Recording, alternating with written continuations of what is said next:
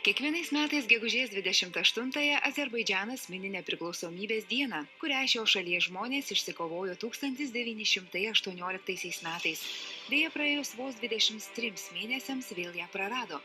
Nepriklausomybės ir laisvės troškimas sutelkė tautą ir įkvėpė kovoti už savo šalies kalbos ir kultūros laisvę visą 20 amžių. Nepriklausomybę pavyko atkurti tik 1991 metais. Taigi Azerbaidžanas kasmet mini dvi šaliai svarbias datas – nepriklausomybės dieną ir nepriklausomybės atkūrimo dieną. Dvi dienas paženklintas laisvė ir nepriklausomybė.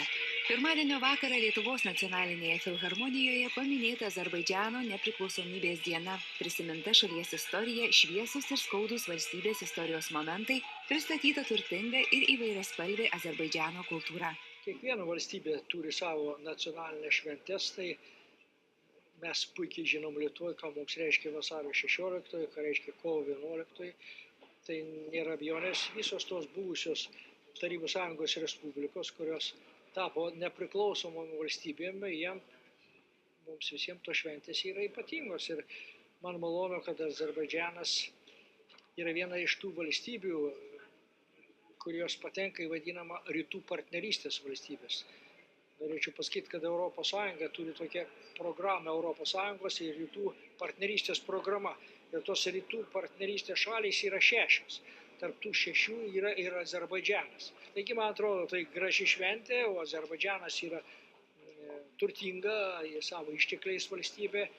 Ir, man atrodo, mūsų verslo, investicijom, mokslui, pasikeitimui, studentais yra labai svarbi. Todėl aš sveikinu visus Lietuvoje gyvenančius azerbaidžiniečius su nacionalinė švente. Šiandien Azerbaidžane susiduria tradicijos ir inovacijos, rytai ir vakarai, pagarba tradicijoms ir naujovių siekis. Azerbaidžaną žavi galimybėmis, o draugiškai nusiteikę žmonės visada pasirengę padėti ir patarti, svetingai sutinka kiekvieną apsilankiusi šiame krašte. Šiandien Azerbaidžanas – šalis turinti vietą pasaulio žemėlapyje. Viena iš sparčiausiai besivystančių pasaulio valstybių. Visi didelio masto projektai yra rengiami regione ir įgyvendinami dalyvaujant Azerbaidžanui. Šalies ekonomika sudaro 80% visos Pietų Kaukazo ekonomikos.